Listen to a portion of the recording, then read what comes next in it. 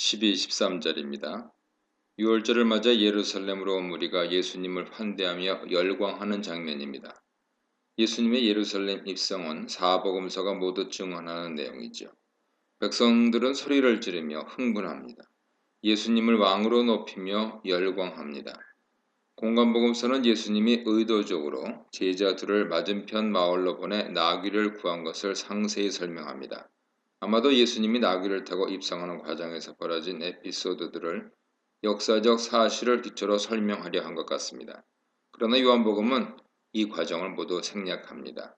단지 예수님이 나귀를 찾아서 타셨다고만 합니다.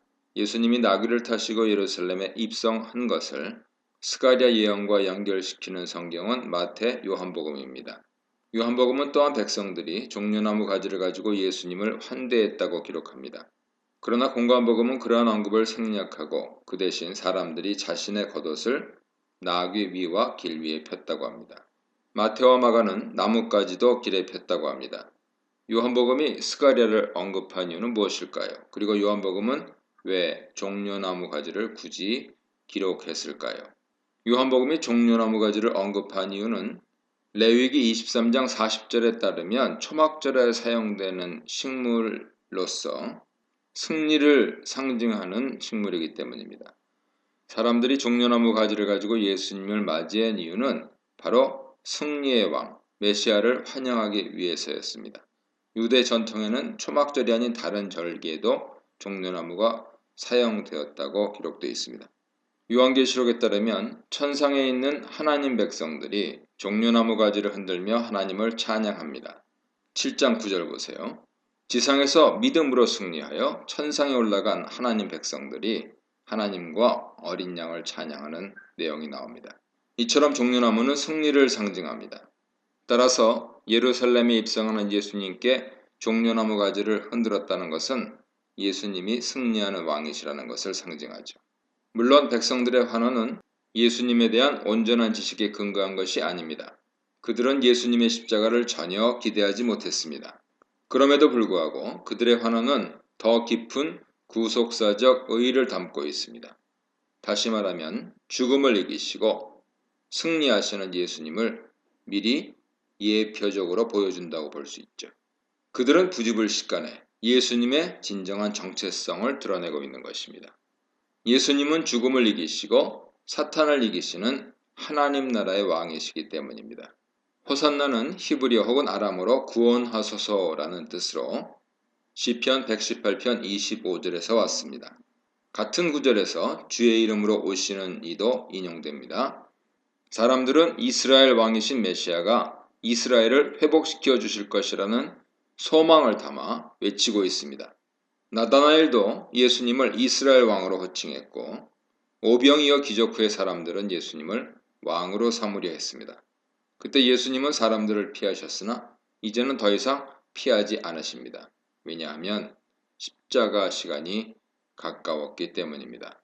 14, 16절입니다. 예수님이 어린 나귀를 타시는 이유는 스가랴 9장 9절 말씀을 성취하기 위해서입니다.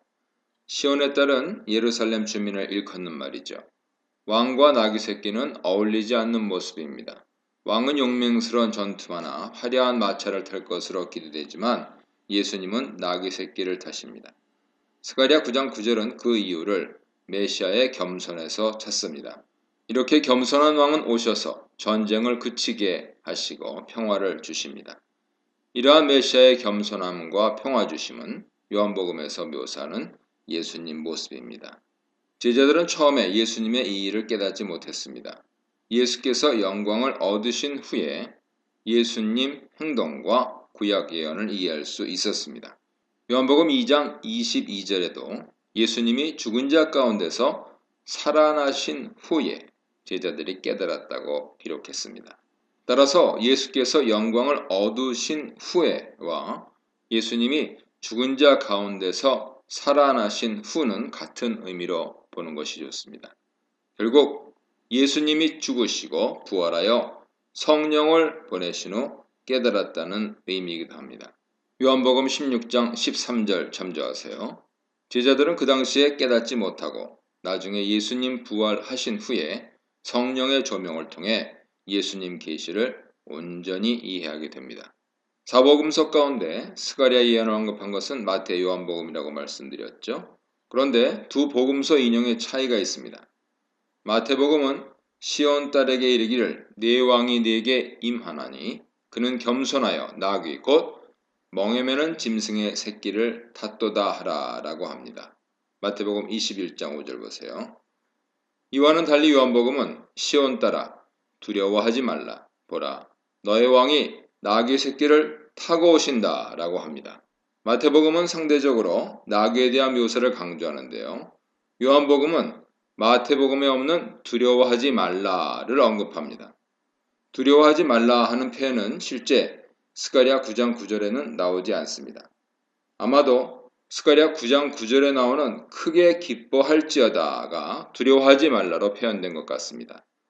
두려움은 요한복음에서 믿음을 방해하는 가장 적대적인 요소죠.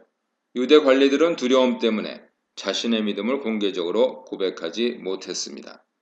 제자들은 물 위를 걸어오시는 예수님을 두려워했습니다. 부활하신 예수님을 알지 못하고 제자들은 두려움 가운데 숨어 지냈습니다. 그러나 예수님은 끊임없이 그들에게 두려워하지 말라고 하십니다. 그리고 그들에게 평화를 주려고 하십니다. 물 위를 걸어오시던 예수님이 두려워하는 제자들에게 두려워하지 말라고 하십니다. 자신의 떠남을 걱정하는 제자들에게 예수님은 두려워하지 말라고 하시면서 평안을 주십니다. 그리고 부활하신 예수님은 두려워 떨고 있는 제자들에게 평강을 주십니다. 실제 스가랴서 본문은 나귀를 타고 오는 왕이 오셔서 하시는 핵심 사역으로 전쟁을 그치고 평화를 주는 것이라 기록합니다. 그런데 이러한 사역은 언약의 피로 말미암습니다. 언약의 피를 통해 갇힌 자들이 노임을 얻게 됩니다.